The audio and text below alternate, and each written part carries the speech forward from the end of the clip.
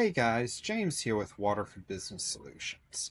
And while many clients, many businesses, and many bookkeepers do a really good job at maintaining their profit and loss or their income statements to have accurate income, accurate expenses, and accurate net profit, where many businesses fail to really succeed is in managing their balance sheet, which reports your assets, your liabilities, and your equity. And ultimately, all of these end up affecting your profit and loss statement and putting your net profit off at the end of the day.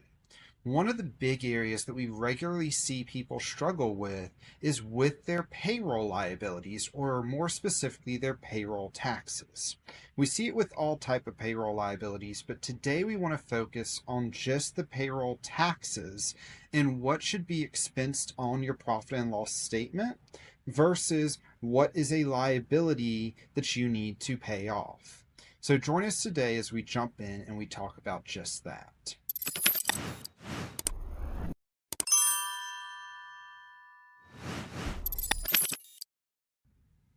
When we are talking about liabilities, there's always two sides to liabilities. There's what you are paying to your vendor, and when we're talking specifically about taxes, it's generally going to be the IRS or your state government. And there's what you are incurring or withholding from your employees.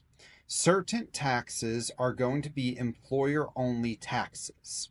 So federal unemployment, state unemployment, and depending on your state, there could be other different taxes there that you incur that are employer only. It's not anything that the employee owes. It's not anything that the employee is going to pay anything for. You, by employing that person, have to pay federal and state unemployment at minimum.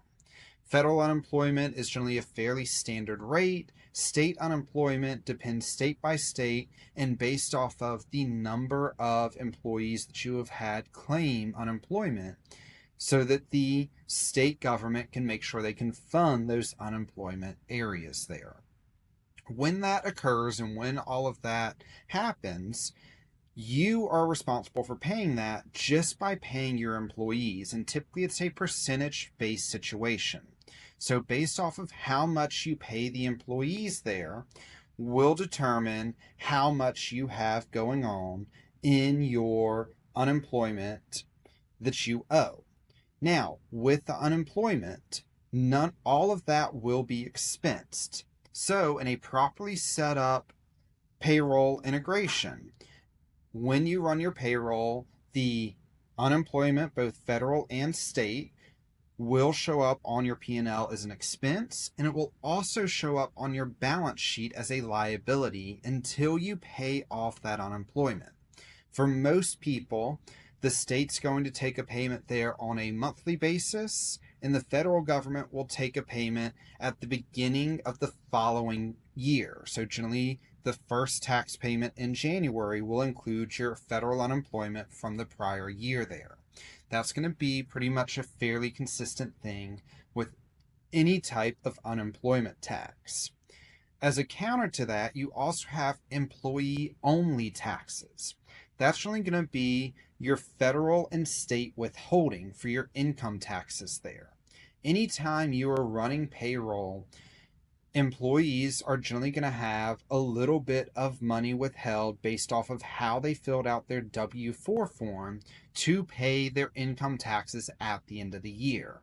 You, as the employer, are responsible for paying those taxes into the government, but it's not an expense that you have because you are just paying the employee a wage. The employee is having that wage reduced, and you're holding on to that money to pay the federal government there. When that is reduced there, again, the entire payroll, if you're paying an employee $2,000, whether they're getting $2,000 in their bank account or not, if you're paying the employee $2,000, we will record a payroll expense of $2,000 on your profit and loss statement because you physically paid that employee for $2,000. However, the employee isn't going to get $2,000. They may only get $1,800 because you're withholding $200 of that to pay for their withholding taxes on their income taxes. So that $200 would end up going to your balance sheet. On your balance sheet, we would hold that until generally the following week or the following month, maybe the following quarter if you're a really small employer. You would pay all that money to the federal or state government and reduce your liability and zero out your liability there so that it doesn't have anything left over to be paid. Then there are certain other taxes like FICA. That's going to be your Social Security and Medicare that pretty much everyone has to pay into.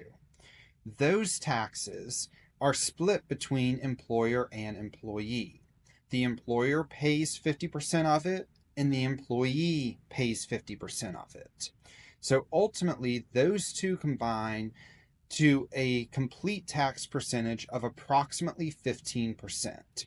Which means your employee is having 7.5% of that withheld from their paycheck, and you as the employer are having 7.5% that you are paying in. Ultimately, the 7.5% withheld from the employee's paycheck works just like withholding taxes. You still have your entire $2,000 paycheck that is being put to payroll or employee compensation because that 7.5% that you're withholding there for the employee is not an expense to you, that's an expense to the employee. You still paid that employee $2,000. But the 7.5% that you are paying in on that $2,000, or the approximate $150 in this case, would end up being an expense on your profit and loss, but it would also be a liability on your balance sheet. So in total, they're going to owe about $300 in FICA, Medicare and Social Security taxes. They're paying in half of that, coming out of their $2,000 that is sitting in the payroll or employee compensation account, and you're paying in $150, which is a expense. But the entire $300 would go to a payroll liability account so that at the end of the month, you can pay that into the IRS and pay off that liability and that debt there. Now, certain states are going to have some different things. Washington has some extra taxes that go into that both the employee and the employer have to pay. So does California. I'm not going into each and every state, but it's important to understand with any tax, what is the employee's responsibility? Because anything that is an employee's responsibility, and again, by standard, that's going to be their federal and state tax withholding in half of their Social Security and Medicare. Anything there will be listed under payroll or employee compensation on your P&L, not under payroll taxes or anything like that, because you did not incur that expense. The employee incurred that expense. Anything that is the employer's responsibility, federal and state unemployment, any other state regulations that exist there, and your share of FICA, Medicare and Social Security would end up going to the expense for payroll tax expense. So overall, easy rule of thumb to look at with any employer is that an employee is going to cost you about 10 to 15% in addition to their salary just in taxes, depending on your unemployment tax rate and your state. So for easy numbers, let's go ahead and just say 10%. So if you were to pay an employee $2,000, you would have $2,000 on your profit and loss statement for payroll expense or for employee wages, and then $200 for payroll taxes. Then On your balance sheet, you would owe $200 for what you as the employer owe to the federal and state governments. Your employee would also have money going in there for their $150 of FICA, Medicare, and Social Security, and whatever their withholding is based off of how they filled out their W-4. I want to take a quick moment and kind of take a look at chart of accounts, P&L, balance sheet, and show you exactly what all of this kind of looks like here. So let's do that. So here I've got my sample account pulled up here using that same example that we were talking about with the $2,000 payroll to an employee.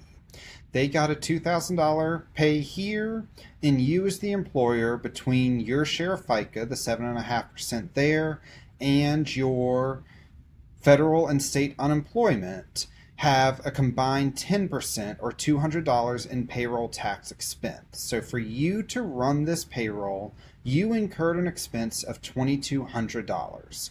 That's all that is going to show up on your profit and loss statement, because that is the only expense that you as the employer ended up incurring. However, on your balance sheet, it's going to be a little bit more complicated.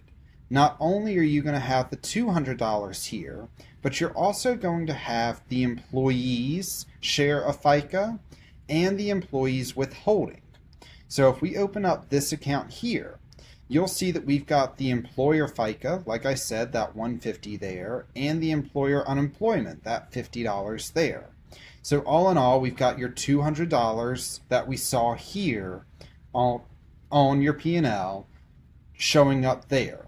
Both of those you will pay out generally the following month to the tax agency. Then you've got all of your employee withholdings. So your employee share of FICA at $150, along with your employee's federal withholding. I did that at a 12% rate here, and your employee's state withholding at a 6%. So overall, even though you only incurred a total expense of $2,200, you still owe $710 because you didn't pay out $2,000 to the employee over here, because you ended up withholding, due to their taxes and everything, the $240, the $120, and the $150 here.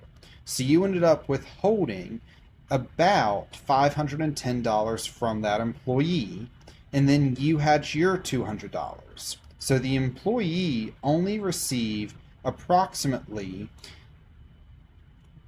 $1,490 in payroll to their actual bank account due to that $510 being withheld.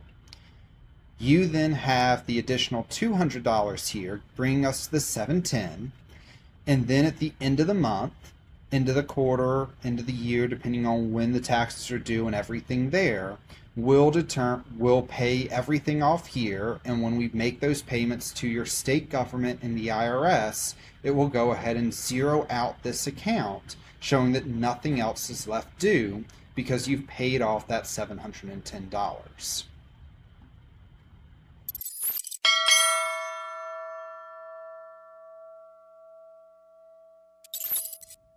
Thank you so much for joining us today. I hope this was informative, and if it was, I invite you to go ahead and subscribe to our channel, like and share this video to anyone that you think may be able to use it, and if you have any questions or comments, feel free to leave them just to help promote this video and get it in front of those that could use the information.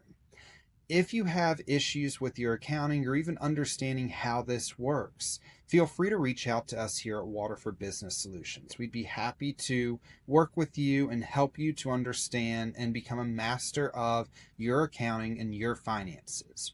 You can reach us at waterfordbusinesssolutions.com or give us a call at or give us a call at 864-351-0852. Email also works by emailing us at info@waterfordbusiness.com. And until next week, I hope you have a wonderful rest of your week.